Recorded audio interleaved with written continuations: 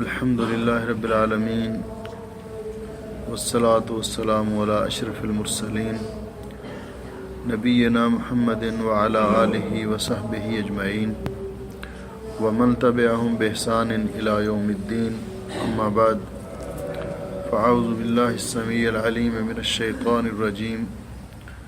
وَلِكُلِّ أُمَّةٍ جَعَلْنَا مَنْسَكًا لِيَذْكُرُوا اسْمَ اللَّهِ عَلَى مَا رَزَقَهُم مِّن بَهِيمَةِ الْأَنْعَامِ فَإِلَٰهُكُمْ إِلَٰهٌ وَاحِدٌ فَلَهُ أَسْلِمُوا وَبَشِّرِ الْمُخْبِتِينَ۔ سورۃ الحج کی آیت نمبر 34 آپ کے سامنے تلاوت کی ہے، جس میں اللہ جل شانہ نے ارشاد فرمایا وَلِكُلِّ أُمَّةٍ جَعَلْنَا مَنْسَكًا، ہم نے ہر امت کے لیے ایک منسک، ایک طریقہ بنایا ہے، قربانی کرنے کا ایک انداز ان کے لیے مقرر کیا ہے۔ لِيَذْكُرُوا اسْمَ اللَّهِ عَلَى مَا رَزَقَهُم مِّن بَهِيمَةِ الْأَنْعَامِ، تاکہ وہ ان جانوروں پر جو اللہ نے ان کو دیے ہیں ان پر اللہ تعالیٰ کا نام لیں،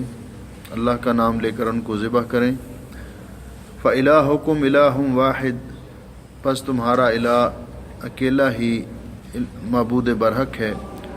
فَلَهُ أَسْلِمُوا، پس اسی کے لیے اطاعت اور فرما برداری کرو۔ وَبَشِّرِ الْمُخْبِتِينَ،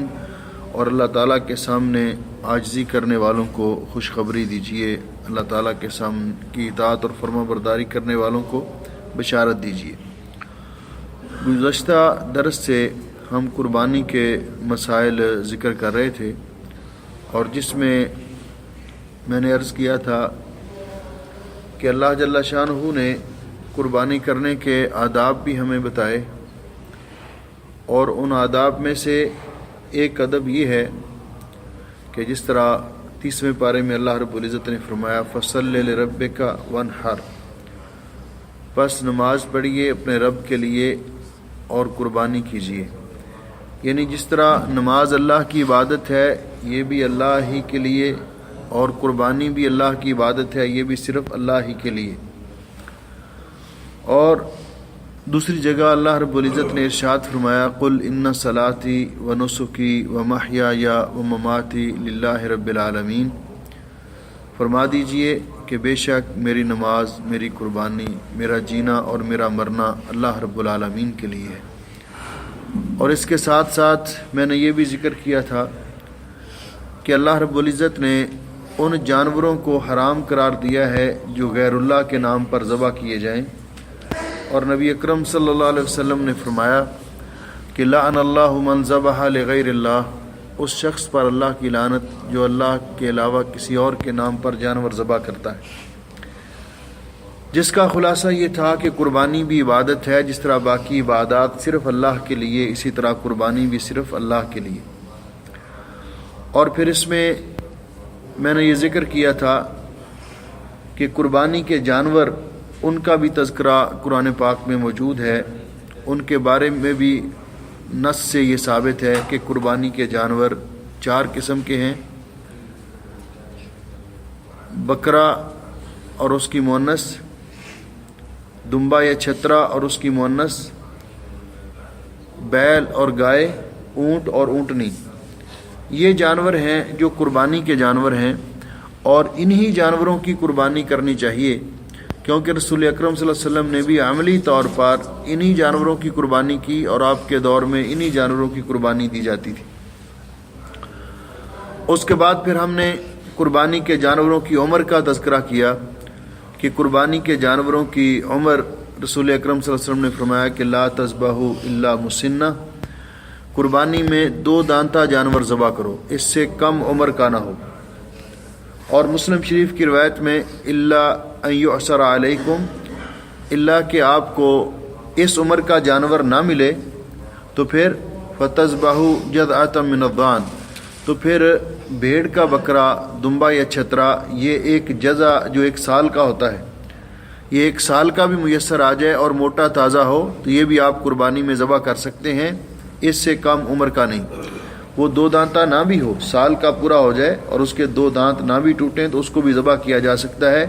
لیکن باقی سارے جانور جو ہیں ان کے لیے 2 دانتا ہونا ضروری ہے، اور یہ بھی اس شکل میں آپ نے اجازت دی کہ جب کسی اور کوئی جانور میسر نہ آئے، 2 دانتا جانور جب میسر نہ آئے۔ اور پھر میں نے یہ بھی عرض کیا کہ قربانی کا جانور رسول اکرم صلی اللہ علیہ وسلم نے فرمایا کہ وہ عیبوں سے پاک ہونا چاہیے، اور کچھ عیوب جو واضح طور پر جانور کے اندر ہوتے ہیں ان کا تذکرہ رسول اکرم صلی اللہ علیہ وسلم نے فرمایا کہ قربانی کے اندر 4 قسم کے بنیادی عیب ایک حدیث کے اندر اور باقی مختلف حدیث کے اندر ہیں،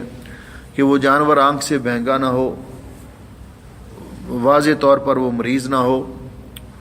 پاؤں سے لنگڑا نہ ہو، اور بڑی عمر کا نہ ہو، کان کٹا ہوا نہ ہو، سینگ ٹوٹے ہوئے نہ ہوں۔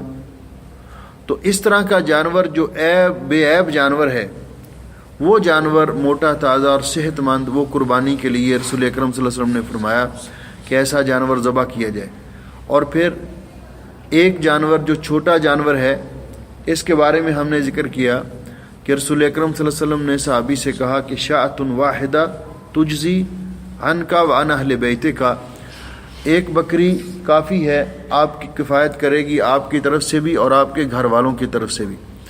یہ گھر والوں کی جو وضاحت تھی کہ اہل بیت سے مراد کون لوگ ہیں، تو اس میں عمومی طور پر علماء کرام اس بات کی طرف گئے ہیں کہ ایک شخص خود کمائی کرنے والا ہے، اس کی بیوی اور اس کے بچے جو اس کی زیر کفالت ہیں، وہ سارے کے سارے اس کے اہل خانہ شمار ہوتے ہیں۔ دوسری شکل علماء نے اس کی یہ بیان کی ہے کہ ایک جگہ پہ کچھ بچے ہیں، وہ بھی ساتھ جاب کرتے ہیں، لیکن وہ ایک جگہ پہ ہی آ کر پیسے اپنے والد کو دیتے ہیں، ابھی الگ نہیں ہوئے، اور ان کی شادی بھی نہیں ہوئی، الگ ان کا کھانا وانا نہیں پکتا، اور یہ والد کے ساتھ ہی ہیں۔ تو ان کی سب کی طرف سے اگر گھر کا سربراہ والد قربانی کر دے گا تو ہو جائے گی۔ جو ایک ساتھ ہی ہیں، جن کا کھانا الگ نہیں پکتا، ایک ہی ساتھ رہتے ہیں،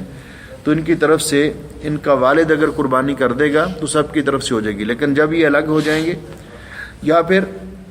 الگ ہیں، کھانا وغیرہ ان کا الگ پکتا ہے، یا کھانا ایک ہی جگہ پہ پکتا ہے لیکن وہ والد کو پیسے دیتے ہیں صرف اخراجات کھانے کے لیے، باقی اپنا الگ ہے ان کا سارا سسٹم، تو ایسی صورت میں بھی جو بھی استطاعت رکھتا ہے اس کے لیے قربانی کرنا ضروری ہے، جو بھی استطاعت رکھتا ہے اس کے لیے قربانی کرنا ضروری ہے۔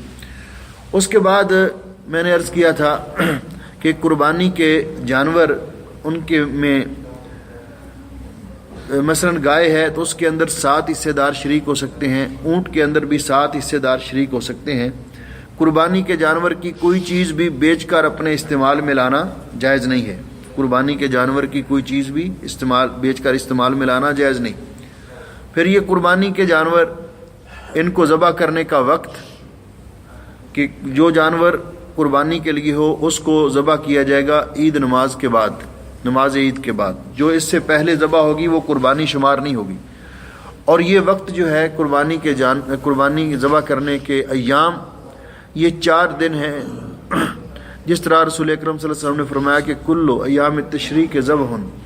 تمام ایام تشریق یہ ذبح کے دن ہیں۔ اور یہ دن کون سے ہیں؟ یوم النحر و ثلاثۃ ایام بعدہ، عید کا دن اور 3 دن اس کے بعد۔ لیکن چونکہ رسول اکرم صلی اللہ علیہ وسلم نے ذوالحج کے ابتدائی 10 دنوں کی بڑی فضیلت بیان کی ہے، اس لیے پہلے دن قربانی کرنا یہ باقی دنوں کی نسبت اس حدیث کی روح سے افضل معلوم ہوتا ہے، کیونکہ نبی علیہ الصلوۃ والسلام نے ان 10 دنوں میں جن کی فضیلت بیان کی ہے کہ ان کے اندر عمل کرنا اللہ رب العزت کو جتنا زیادہ محبوب ہے، باقی دنوں کے اندر عمل اتنا زیادہ محبوب نہیں، تو ان کے اندر 10واں دن یہ یوم النحر بھی آتا ہے۔ اور دوسری حدیث میں رسول اکرم صلی اللہ علیہ وسلم نے فرمایا کہ احب الایام الی اللہ، اور ایک روایت میں افضل الایام عند اللہ یوم النحر و یوم القر، اللہ تعالیٰ کے ہاں افضل ترین دنوں میں سے ایک دن یوم النحر کا بھی ہے، یعنی قربانی کا دن، و یوم القر اور ترویہ یوم عرفہ، میدان عرفات میں وقوف کا دن، یہ دن اللہ رب العزت کے ہاں بڑی عظمت والے ہیں۔ اس اعتبار سے پہلے دن جو قربانی کی جائے گی وہ قربانی زیادہ فضیلت کی حامل ہوگی، باقی دنوں میں بھی کی جا سکتی ہے جس کا میں نے ذکر کیا۔ اس کے بعد میں نے یہ عرض کیا تھا کہ قربانی کے جانور کو ذبح کرنے کے بعد اس کا گوشت، اس کو ذبح کرنے کا طریقہ، بکرا، چھترا، گائے، ان کو ذبح کرنے کا طریقہ ذبح ہے، ذبح کیا جائے گا. اور رسول اکرم صلی اللہ علیہ وسلم نے اس کے آداب بتائے کہ جانور کو ذبح کرنے سے پہلے اچھی طرح چھری کو تیز کر لیا جائے اور چھری کو جانور کے سامنے تیز نہ کیا جائے. رسول اکرم صلی اللہ علیہ وسلم نے ایک صحابی کو دیکھا کہ وہ بکری کو ذبح کرنا چاہتا تھا اور اس کے سامنے پتھر پہ چھری تیز کر رہا تھا. تو رسول اکرم صلی اللہ علیہ وسلم نے فرمایا اتمیتھا موتتان، تو اس کو دو موتیں مارنا چاہتا ہے، ایک تو نے ذبح کرنا ہے اور دوسرا تو ذبح کرنے سے پہلے ہی اس پہ خوف طاری کرنا چاہتا ہے اور اس کو مارنا چاہتا ہے. جانور کے ساتھ بھی حسن سلوک کا آپ نے حکم دیا. اللہ نے ان جانوروں کو کھانا ہمارے لیے حلال قرار دیا ہے، تو اس لیے ذبح کرتے ہیں ہم. اور پھر فرمایا کہ اذا ان اللہ کتب الاحسان علی کل شیء، اللہ تعالیٰ نے ہر چیز کے ساتھ ہمیں احسان کرنے کا حکم دیا ہے. اذا قتلتم فاحسنوا القتلہ، جب کسی کو تم قصاص میں قتل بھی کرتے ہو تو اس کو اذیت دے دے کے نہ مارو. جرم اس کا ثابت ہو گیا ہے، قصاص میں قتل کرنا ہے، تلوار مار کے گردن اتار دو اس کی اگر قصاص لینا ہے اس سے. وَإِذَا ذَبَحْتُمْ، اور جب جانور ذبح کرو، فَأَحْسِنُوا الذِّبْحَ، تو اس کو اچھے طریقے ذبح کرو. وَلْيُحِدَّ أَحَدُكُمْ شَفْرَتَهُ، چاہیے کہ تم میں سے ہر کوئی چھری کو اچھی طرح تیز کر لے. وَلْيُرِحْ ذَبِيحَتَهُ، اور جانور کو اس کو راحت پہنچائے. یہ پچھلے دنوں ایک سوال عام طور پہ چل رہا تھا یوٹیوب پہ کہ ہندوؤں نے اعتراض کیا اور اس کا بڑا اچھا جواب دیا ڈاکٹر ذاکر نائک حفظہ اللہ نے. انہوں نے کہا کہ مسلمان جانور کو اذیت دے دے کے مارتے ہیں، کہ ذبح کرتے ہیں، اس کو لٹاتے ہیں، اس سے اس کو تکلیف پہنچتی ہے. ہم اس کو، وہ آپ کو پتہ جیسے پچھلی طرف سے وہ کوئی تیز کلہاڑی کے ساتھ مارتے ہیں اور گردن ادھر جاتی ہے، جانور تڑپتا رہتا ہے، تو کہتے ہیں. تو انہوں نے کہا، ڈاکٹر صاحب نے یہ کہا کہ جو طریقہ آپ کا ہے میڈیکلی طور پر وہ جانور کے لیے انتہائی تکلیف دہ ہے، اس جانور کو بڑی تکلیف ہوتی ہے. جو طریقہ ہمارا ہے یہ طریقہ میڈیکلی طور پہ اتنا اچھا طریقہ ہے. انہوں نے کہا کہ ہمیں شریعت نے حکم دیا کہ آپ جانور کی یہ وینز کاٹیں. تو جب جانور کی یہ وینز کاٹ دی جاتی ہیں تو خون دماغ کی طرف نہیں جاتا اور جانور کو احساس نہیں ہوتا، تکلیف کا احساس نہیں ہوتا. لیکن تم جہاں سے مارتے ہو پیچھے سے، وہاں جو ایک حص ہے خاص،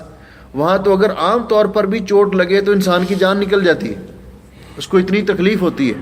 تو وہاں جانور کو انتہائی تکلیف پہنچتی ہے. اور دوسرا، جس طرح ہم کاٹتے ہیں تو جانور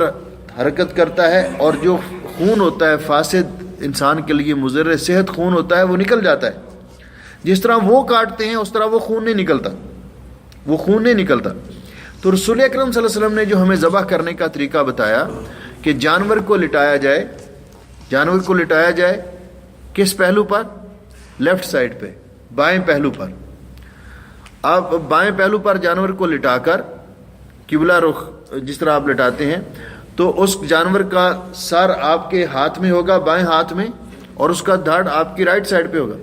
تو حضرت انس رضی اللہ تعالیٰ عنہ فرماتے ہیں کہ میں نے رسول اکرم صلی اللہ علیہ وسلم کو دیکھا کہ آپ قربانی کے جانور کو جب ذبح آپ نے کیا تو آپ نے بائیں ہاتھ کے ساتھ اس کا سر پکڑا تھا اور آپ کا رائٹ پاؤں، جو دایاں پاؤں تھا، یہ اس کی گردن پر تھا، اور دائیں ہاتھ سے آپ نے چھری چلائی، بسم اللہ اللہ اکبر کہہ کر، بسم اللہ اللہ اکبر کہہ کر چھری چلائی اور جانور کو ذبح کیا. اس کے ساتھ ساتھ اگر کوئی یہ لفظ بھی کہتا ہے اس وقت ذبح کے وقت، یہ قربانی کا جانور ہے، کہ اللہم تقبل منی، اے اللہ تم مجھ سے قبول فرما، تو یہ الفاظ کہنے بھی مستحب ہیں. جانور کو ذبح کیا، ان جانوروں کو ذبح کیا جائے گا. جو اونٹ ہے اس کو سنت طریقہ نہر کرنے کا ہے، اونٹ کو کھڑا کر کے اس کو نہر کیا جائے گا. اور نہر کہاں؟ کہ اس کے یہاں جو رگ ہے اس کے اندر تیز دھار چھری کے ساتھ یہ اس طرح کاٹ دیا جائے گا. تو آپ دیکھیں کبھی اونٹ کو نہر کرتے ہوئے کہ جب یہاں سے اس کو کاٹا جاتا ہے تو اتنا تیزی سے اس کا خون نکلتا ہے کہ خود بخود جانور گر جاتا ہے. تو اونٹ کے لیے سنت طریقہ نہر کرنا ہے اور باقی جانوروں کو ذبح کرنا. اور ذبح بھی آدمی اگر خود کر سکتا ہے تو ٹھیک ہے، اگر خود اس کو مہارت ہے، لیکن جانور کو اذیت نہ پہنچائے. اگر خود نہیں کر سکتا تو کسی ماہر آدمی کو کہہ سکتا ہے کہ تم جانور ذبح کر دو، اور وہ اس بات کا خیال رکھے کہ جس طرح ہمارے ہاں وہ مشہور ہے نا کہ جانور کو گراتے گراتے پکڑو پکڑو گیا، ایسے نہیں، بسم اللہ اللہ اکبر کہہ کر تکبیر پڑھ کے اس کو ذبح کرنا چاہیے۔ تو جانور کو ذبح کیا اور اس کے بعد اس کا گوشت اللہ رب العزت فرما رہے ہیں آیات مبارکہ میں فَكُلُوا مِنْهَا، اس سے خود بھی کھاؤ، وَأَطْعِمُوا الْقَانِعَ وَالْمُعْتَرَ، سوال نہیں کرنے والا جو ہے یا آپ کا رشتہ دار عزیز ہے اس کو بھی دو، اور معتر جو سوال کرنے والا ہے آ کر مانگنے والا فقیر ہے مسکین اس کو بھی دو۔ گویا کہ قربانی کے گوشت کو 3 حصوں میں تقسیم کرنا چاہیے، ایک حصہ خود اور ایک حصہ عزیز و اقارب کے لیے اور ایک حصہ فقیروں مسکینوں میں تقسیم کرنا چاہیے۔ یہ قربانی کے مسائل ہم ذکر کر رہے تھے، اور اس کے ساتھ ساتھ ذکر کرنا مقصود تھا عقیقہ کے مسائل۔ عمومی طور پر ہمارے جو عید کے موقع پر یا قربانی کے موقع پر یہ ذہن ہوتا ہے بعض اوقات کہ گائے لے لیتے ہیں، اس میں ایک حصہ قربانی کا رکھ لیتے ہیں اور باقی سارے خاندان کا عقیقہ کر دیتے ہیں۔ پہلی بات تو یہ ہے کہ بڑے جانور کا عقیقہ کرنا ہی محل نظر ہے۔ رسول اکرم صلی اللہ علیہ وسلم نے ساری زندگی اپنے بچوں کے، صحابہ اکرام کے بچوں کے عقیقے کروائے، اپنے بچوں کے کیے، حضرت حسن حضرت حسین رضی اللہ تعالیٰ عنہما کے عقیقے کیے، لیکن آپ نے قربانی تو اونٹ کی بھی کی ہے، قربانی تو گائے کی بھی کی ہے، لیکن آپ نے کبھی گائے یا اونٹ کا عقیقہ نہیں کیا، عقیقے میں گائے اور اونٹ کو ذبح نہیں کیا۔ اس لیے حصے تو بات کی بات ہے عقیقے کے لیے، لیکن اس بڑے جانور کا تو عقیقہ کرنا بھی رسول اکرم صلی اللہ علیہ وسلم سے ثابت نہیں۔ اور اس پر مستداد یہ کہ سنن بہقی کے اندر یہ روایت موجود ہے کہ ایک دفعہ حضرت عبد الرحمن ابن ابو بکر رضی اللہ تعالیٰ عنہ کے ہاں بچہ پیدا ہوا، یعنی اما عائشہ رضی اللہ تعالیٰ عنہ کے بھائی ہیں، تو انہوں نے ارادہ کیا کہ چونکہ کھانے والے لوگ زیادہ ہیں، رشتہ دار زیادہ ہیں، تو ہم اونٹ ذبح کر لیں۔ تو جب اماں جان سے اس ارادے کا انہوں نے اظہار کیا کہ ہمارا خیال ہے کہ اس دفعہ ہم عقیقے میں اونٹ ذبح کر دیں، تو اماں جان نے فرمایا معاذ اللہ، اللہ کی پناہ، السنت افضل، سنت پر عمل کرنا افضل ہے۔ ناراضگی کا اظہار کیا اور ان کو اونٹ ذبح کرنے سے عقیقے میں منع کر دیا۔ اس لیے عقیقہ چھوٹے جانور کا ہی کرنا چاہیے۔ اور اگر فرض کرو کوئی نہیں مانتا جی ٹھیک ہے جی کرنا چاہتے، تو پھر ایک بات یاد رکھنی چاہیے، عقیقے کے اندر 2 جانیں دینا مقصود ہوتی ہیں، 2 جانیں دینا مقصود ہوتی ہیں، بچے کی طرف سے 2 اور بیٹی کی طرف سے 1، بچے کی طرف سے 2۔ آپ بتائیں گائے کے اندر کتنی جانیں ہوتی ہیں؟ پھر اگر واقعی ایسے کرنا ہے تو پھر 2 گائے ذبح کرے، بچے کی طرف سے 2 اونٹ ذبح کرے۔ اگر یہ عموم سے لینا ہے مراد، 2 اونٹ ذبح کرے یا 2 گائے ذبح کرے، یہ عقیقہ میں حصہ ڈالنے والا بات درست نہیں ہے۔ لیکن یہ عقیقہ اتنا اہم مسئلہ ہے کہ رسول اکرم صلی اللہ علیہ وسلم نے فرمایا کہ جب بچہ پیدا ہوتا ہے تو کل غلام مرتہن بعقیقتہ، ہر بچہ اپنے عقیقے کے عوض گروی رکھا ہوتا ہے، یہ اس کے ذمے، اس پر ایک بوجھ ہوتا ہے،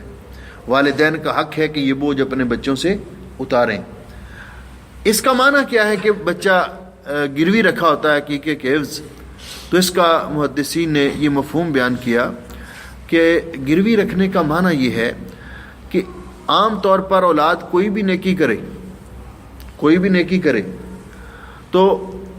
اس کا وہ والدین کے لیے صدقہ جاریہ ہوتی ہے، جن والدین نے اس کی اچھی تربیت کی ہوتی ہے اولاد کی، ان کو بھی اللہ تعالیٰ ثواب پہنچاتا ہے۔ لیکن ایسے والدین کو اولاد کی نیکی کا ثواب نہیں پہنچتا جن والدین نے اپنے بچوں کا عقیقہ نہیں کیا۔ یہ معنی ہے گروی رکھا ہوا کا ایک معنی۔ دوسرا معنی علماء نے یہ بیان کیا ہے کہ چھوٹے بچے جو فوت ہو جائیں بچپن میں تو وہ قیامت کے دن اپنے والدین کی سفارش کریں گے اللہ تعالیٰ کی بارگاہ میں، لیکن جن والدین نے اپنے بچوں کا عقیقہ نہیں کیا وہ اپنے بچوں کی اس سفارش سے محروم رہیں گے، اس لیے یہ عقیقہ آپ نے فرمایا کہ 7ویں دن کیا جائے۔ سنت طریقہ یہ کہ عقیقہ بچے کی ولادت کے 7ویں دن کیا جائے۔ عقیقے کے جانور کے لیے قربانی کے جانور والی شرائط ضروری نہیں ہے۔ عقیقہ کا جانور پورا سورا جانور ہونا چاہیے، موٹا تازہ ہونا چاہیے، جس کو دمبا یا چھترا یا بکرا کہا جا سکے، لیکن اس کا 2 دانتا ہونا لازمی نہیں ہے۔ موٹا تازہ ہو لیکن اس کا 2 دانتا ہونا لازمی نہیں ہے، تو یہ جانور عقیقے میں کیا جا سکتا ہے۔ اور عقیقہ اگر فرض کرو 7ویں دن نہیں کر سکے، تو ایک روایت میں ہے جس کو بعض محدثین نے کہا کہ یہ قابل حجت ہے، بعض نے کہا کہ اس کی سند کمزور ہے، کہ پھر 14ویں دن کر لے، پھر 21ویں دن کر لے، 21ویں دن تک کی روایت ہے۔ لیکن اگر نہیں کر سکا، گنجائش نہیں ہے، پاس اور ہاتھ تنگ دست ہے، تو بعض اوقات ایسے ہوتا ہے کہ مجبوری کی وجہ سے اللہ رب العزت والدین کو، جو لوگ کوئی عمل کرنے والے، اللہ تعالیٰ ان کو معاف کر دیتے ہیں۔ لیکن زندگی میں جب بھی کبھی گنجائش ہو، پھر کبھی کسی وقت بھی کیا جا سکتا ہے۔ اور اگر والدین نہیں کر پائے، بچہ کمانے کے قابل ہے اور اس نے کمایا، اس کو پتا ہے کہ میرے والدین نے عقیقہ نہیں کیا، تو اپنا عقیقہ خود بھی کر سکتا ہے، تاکہ یہ بوجھ اس کے سر سے اتر جائے، تاکہ یہ بوجھ اس کے سر سے اتر جائے۔ عقیقے کے جانور کو ذبح کر کے بھی وہی گوشت کا طریقہ اختیار کیا جائے گا جو قربانی کے جانور کا ہے۔ مستحب یہ ہے کہ وہ بھی 3 حصوں میں تقسیم کیا جائے، ایک حصہ اپنے لیے رکھا جائے، ایک رشتہ داروں کو اور ایک فقیروں اور مسکینوں کو دیا جائے۔ آج 27 ذی الحج تھی، ذیقعد تھی، 27 ذیقعد تھی، کل 28 ہے اور پرسوں 29 ہے۔ ہو سکتا ہے کہ مہینہ 29 کا ہو، زیادہ غالب گمان تو یہی ہے۔ اگر مہینہ 29 کا ہوتا ہے تو پھر سمجھ لیجئے کہ جمعرات کو 1 تاریخ ہوگی اور یوم عرفہ 9 تاریخ کو ہوگا، جمعے کے دن۔ یوم عرفہ یعنی حج جمعے کے دن ہوگا۔ اور اگر مہینہ 30 کا ہوتا ہے تو پھر حج ہوگا ہفتے کے دن اور عید ہوگی اتوار کے دن۔ رسول اکرم صلی اللہ علیہ وسلم نے فرمایا کہ اذا رأیتم ہلال ذی الحجہ، جب تم ذی الحج کا چاند دیکھ لو، واراد احدکم ان یضحی، اور تم قربانی کرنے کا ارادہ رکھتے ہو، فلیمسک عن شعرہ واظفارہ، تو اس کو عید کا چاند دیکھنے کے بعد اپنی حجامت نہیں بنوانی چاہیے، اپنے ناخن نہیں تراشنے چاہیے۔ جس نے قربانی کرنی ہے، جس نے قربانی کرنی ہے اس شخص کے لیے لازمی ہے، اور یہ امر ہے رسول اکرم صلی اللہ علیہ وسلم کا۔ جتنی احادیث ہیں سب میں آپ کا حکم ہے، اس لیے بعض علماء نے کہا ہے کہ ایسا کرنا واجب ہے، قربانی کرنے والے کے لیے ایسا کرنا واجب ہے، اور اگر وہ نہیں کرے گا تو گناہ گار ہوگا، اگر وہ نہیں کرے گا تو گناہ گار ہوگا۔ یہ فضیلت ہے، لیکن اگر وہ نہیں کرے گا گناہ گار تو ہوگا، فضیلت سے محروم تو ہوگا، لیکن قربانی کی صحت پر کوئی اثر نہیں پڑے گا، قربانی اس کی اپنی جگہ پہ صحیح ہوگی۔ لیکن یہ پابندی کرنی لازمی ہے قربانی کرنے والے کے لیے۔ اب قربانی کرنے والے کے لیے تو پابندی کرنی لازمی ہے۔ علماء نے اس حدیث کے عموم سے استدلال کرتے ہوئے کہ نبی علیہ السلام نے فرمایا کہ ایک بکری یا ایک گائے یا ایک اونٹ کا حصہ گھر کے سربراہ اور تمام افراد کی طرف سے ہوتا ہے، تو انہوں نے کہا کہ اس عموم کو اگر دیکھا جائے تو گھر کے تمام افراد کے لیے پابندی کرنا لازمی ہے، گھر کے سربراہ کے لیے بھی اور باقی افراد کے لیے، کیونکہ وہ قربانی ان سب کی طرف سے ہو رہی ہے، کیونکہ وہ قربانی ان سب کی طرف سے ہو رہی ہے۔ لیکن بعض علماء نے کہا کہ نہیں، گھر کا سربراہ پابندی کر لے تو کافی ہے، لیکن حدیث کا جو عموم بتا رہا ہے اس سے یہ بات یہی سمجھ آتی ہے کہ سب اس کی پابندی کریں تو یہ بہتر ہے کہ ذو الحج کا چاند دیکھنے سے پہلے اپنی حجامت بنوا لیں۔ آپ کے پاس 2 دن ہیں، کل کا دن اور پرسوں کا دن۔ پرسوں یعنی 29 تاریخ آخری دن، ان 2 دنوں کے اندر حجامت بنا لیں، بال تراش لیں، ناخن تراش لیں، بال وغیرہ اگر صاف کرنا چاہتے ہیں تو حجامت بنوا لیں اور یہ پابندی کریں تو انشاءاللہ۔ بعض اوقات ایسے ہوتا ہے کہ ایک آدمی کے پاس قربانی کرنے کی استطاعت نہیں ہے، قربانی کرنے کی استطاعت نہیں ہے، لیکن وہ بھی اگر اس نیت کے ساتھ اگر حجامت وغیرہ نہیں بناتا کہ اللہ ان دنوں میں مجھے اس کا اجر و ثواب دے گا، تو ایک روایت جس کی سند حسن علماء میں بیان کی ہے علماء نے، اس کے اندر ہے کہ اللہ رب العزت اس کو بھی ثواب عطا کرے گا،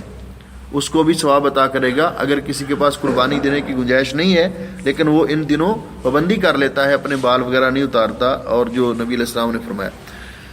اسی طرح یہ آخری عشرہ جو آ رہا ہے، ان کے اندر رسول اکرم صلی اللہ علیہ وسلم نے فرمایا کہ ان کے اندر عمل کرنا اللہ رب العزت کو اتنا زیادہ محبوب ہے کہ جتنا باقی دنوں کے اندر نہیں۔ صحابہ کرام نے پوچھا کہ ولل جہاد فی سبیل اللہ، اللہ کے رسول جہاد فی سبیل اللہ کا بھی اتنا اجر نہیں. آپ نے فرمایا ولل جہاد فی سبیل اللہ، جہاد فی سبیل اللہ کا بھی اتنا اجر نہیں سوائے الا رجل خرج بنفسہ ومالہ ولم یرجع بذلک من شیء، سوائے اس شخص کے جو خود بھی جہاد میں گیا اور مال بھی لے کر گیا لیکن شہید ہو گیا، واپس کچھ بھی لے کر نہیں آیا. اس کا مقابلہ تو کوئی نہیں کر سکتا. اس کے علاوہ باقی سب لوگوں کے اعمال سے ان دنوں کے اندر نیک عمل کرنا محبوب ہے. اور نیک اعمال ان دنوں کے اندر جو کیے جا سکتے ہیں، مثال کے طور پر نفل نوافل ادا کرنا، صدقہ خیرات کرنا، تکبیرات کہنا، اللہ کا ذکر کرنا اور نفلی روزے رکھنا، جو بھی انسان کو میسر آئے نیکی کرنے کی کوشش کرے. ان دنوں کے اندر عمل اللہ تعالیٰ کو بہت زیادہ محبوب ہیں. اور بلکہ نبی علیہ السلام نے فرمایا کہ یہ 10 دن جو ہیں ذو الحج کے افضل و ایام الدنیا، تمام سال کے دنوں میں افضل ترین دن ہیں. اسی طرح اللہ رب العزت نے انہی دنوں کی قرآن پاک میں قسم کھائی ہے، والفجر ولیال عشر، فجر کی قسم اور 10 راتوں کی قسم. اس پر مفسرین کا اتفاق ہے کہ ان 10 راتوں سے مراد ذو الحجہ کے ابتدائی 10 دن ہیں، ذو الحج کے ابتدائی 10 دن ہیں. تو ان کے اندر کوشش کرنی چاہیے انسان نیکی کرے. انہی دنوں کے اندر جس طرح میں نے عرض کیا کہ ایک یوم النحر بھی ہے، قربانی کا دن بھی ہے، اور انہی دنوں کے اندر یوم عرفہ بھی ہے. اور یوم عرفہ اتنی اہمیت کا حامل ہے کہ اس جو حج کے لیے نہیں جا سکے لوگ، تو نبی علیہ السلام سے پوچھا گیا یوم عرفہ کے روزے کے بارے میں، جس دن حاجی میدان عرفات میں وقوف کریں گے. تو آپ نے فرمایا کہ صوم یوم عرفہ یکفر السنۃ الماضیہ والباقیہ، ایک دن کا روزہ 9 ذی الحج کا رکھنے سے اللہ تعالیٰ 1 سال گزشتہ اور 1 سال آئندہ کے گناہ معاف کر دیتے ہیں. یعنی صغیرہ گناہ اللہ تعالیٰ معاف کر دیتے ہیں 1 سال گزشتہ کے اور 1 سال آئندہ کے. اتنا فضیلت والا. اگر باقی دنوں میں کوئی کام کاج کی وجہ سے روزہ نہیں رکھ سکتا تو یوم عرفہ کے روزے کی لازمی پابندی کرے، اور بہت اجر و ثواب کا یہ حامل ہے یوم عرفہ کا روزہ. اگر جمعے کے دن میں آ جاتا تو کوئی حرج نہیں، جمعے کے دن میں آ جاتا ہے تو اور زیادہ سعادت کی بات ہے. تو یوم عرفہ کا روزہ انسان کو رکھنا چاہیے اور اس کی پابندی کرنی چاہیے. اسی طرح باقی دنوں کے روزوں کے بارے میں جس طرح میں نے عرض کیا کہ ان کے اندر اگر نفلی روزے رکھتے ہیں تو علماء نے لکھا ہے کہ 9 کے 9 دن کے روزے رکھنا اگر کوئی رکھتا ہے تو مستحب ہے. 9 دن کا روزہ رکھنا اگر کوئی رکھتا ہے تو مستحب ہے. اگر کسی کو اللہ رب العزت نے وقت دیا ہے اور کسی کوئی یہ روزہ رکھنے کی استطاعت رکھتا ہے، اس کی ڈیوٹی اتنی ہارڈ نہیں ہے نیک اجر و ثواب کمانے کے لیے، تو یہ بہترین مواقع ہیں یہ عشرہ ذو الحجہ کے، یہ جو ابتدائی 10 دن ہیں ذو الحج کے. اس لیے ہمیں کوشش کرنی چاہیے کہ اللہ رب العزت سے توفیق بھی مانگنی چاہیے، اور جو موقع اللہ رب العزت عطا کرے ہمیں نیکی کا، ہمیں اس سے استفادہ بھی کرنا چاہیے. اور حضرت عبداللہ ابن عمر رضی اللہ تعالیٰ عنہما اور حضرت ابو ہریرہ رضی اللہ تعالیٰ عنہ کی عادت تھی کہ ان 10 دنوں کے اندر وہ جو ہی چاند دیکھتے تکبیریں شروع کر دیتے تھے. ویسے تو عام طور پہ ہمارے ہاں یہ مسئلہ ہے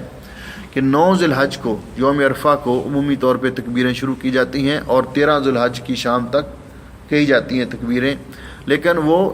ذو الحج کا چاند دیکھتے ہی تکبیریں شروع کر دیتے تھے، اللہ اکبر لا الہ الا اللہ واللہ اکبر وللہ الحمد، اور بازار میں نکلتے اور اونچی آواز میں تکبیر کہتے تاکہ لوگ بھی ان کی تکبیریں سن کر یاد کریں اور لوگ بھی تکبیریں کہیں. تو یہ اللہ تعالیٰ کا ذکر کرنے کے دن ہیں، اللہ تعالیٰ کو یاد کرنے کے دن ہیں. جہاں تک ہمارے ملکوں کا تعلق ہے کہ یہاں تو یوم عرفہ اسی دن ہوتا ہے جس دن سعودیہ میں ہوتا ہے، جس دن مکہ معظمہ میں ہوگا، میدان عرفات میں حجاج کرام وقوف کریں گے. لیکن ہمارے ملکوں میں فرق ہے، تو وہاں لوگ کس دن کا روزہ رکھیں. تو زیادہ تر علماء کا رجحان اسی طرف ہے، اور یہی بات قرین قیاس بھی ملتی کہ جو ہمارے، کیونکہ بعض روایات میں یوم التاسع کا لفظ ہے کہ ذو الحجہ کی 9 تاریخ کا روزہ، ذو الحجہ کی 9 تاریخ کا روزہ. تو جس طرح رمضان کا حساب چاند کے اعتبار سے ہمارا ان سے مختلف ہوتا ہے، عیدوں کا حساب ان سے ہمارا مختلف ہوتا ہے، اسی طرح جو ہمارے ہاں بنے گا 9 ذی الحج یوم عرفہ، ہم اس دن روزہ رکھیں گے اپنے ملکوں میں، ہندوستان میں، پاکستان میں، اپنے ملکوں میں اسی حساب سے روزہ رکھیں گے جو عید سے 1 دن پہلے ہوگا. یہی بات زیادہ. ہاں اگر کسی کو زیادہ اطمینان قلب اس نے حاصل کرنا ہے تو وہ 7-8 کا بھی رکھ لے، جو وہاں 8 بنتی ہے 8 اور 9 کا رکھ لے، یا پورے 9 کے 9 دن روزے رکھ لے، وگرنہ جو ایک حساب کے اعتبار سے، تقویم کے اعتبار سے، تو جو ہمارے ہاں 9 تاریخ بنے گی، عید سے پہلا دن ہوگا، اس دن ہم وہاں پہ روزہ رکھیں گے اپنے اپنے ملکوں میں۔ اللہ تعالی ہمیں عمل کی توفیق بخشے۔ اپنی دعاؤں میں یاد رکھنا۔ کسی بھائی کا سوال ہے کوئی اس بارے میں تو آپ پوچھ سکتے ہیں۔ شیخ صاحب، میرا ایک دوست کی فیملی یہاں پہ ہے، لیکن وہ قربانی جو ہے وہ سلاب کے متاثرین میں کرنا چاہتے ہیں، ٹھیک ہے، یہ صحیح ہے۔ دیکھیے، کرنی قربانی چاہیے، جانور ہی ذبح کرنا چاہیے، لیکن اگر ایسے کرتے ہیں کہ وہ وہاں ان کو پیسے دیتے ہیں یا ان کو کہتے ہیں کہ ہماری طرف سے وہاں جانور ذبح کر دیں تو ٹھیک ہے، اس میں کوئی حرج نہیں۔ آپ یہاں ہیں، کسی کی فیملی اپنے اپنے ملک میں ہے، تو آپ وہاں ان کو کہہ دیتے ہیں کہ آپ وہاں پہ قربانی کر لیں، جانور خرید لیتے ہیں، آپ ان کو وہاں اجازت دیتے ہیں، تو ایسے بھی ہو سکتا ہے کہ قربانی وہاں وہ کر لیں آپ کی طرف سے، تب بھی ٹھیک ہے۔ یہ مسیح برادری کو دینا چاہیے کہ نہیں دینا؟ قربانی کے گوشت کے بارے میں صحیح بات تو یہ ہے کہ مسلمانوں کو ہی دینا چاہیے، مسلمانوں کو ہی دینا چاہیے، لیکن اگر کوئی نان مسلم مانگنے کے لیے آ جاتا ہے تو اس کو دینے میں کوئی حرج نہیں ہے، لیکن ان کو بطور گفٹ کے اس طرح دینا یہ نہیں چاہیے، یہ مسلمانوں کو ہی دینا چاہیے۔ بعض علاقوں میں بھینس کی قربانی بھی کرتے ہیں۔ اصل بات یہ ہے کہ بھینس حلال ہے، اس کا دودھ پینا حلال ہے،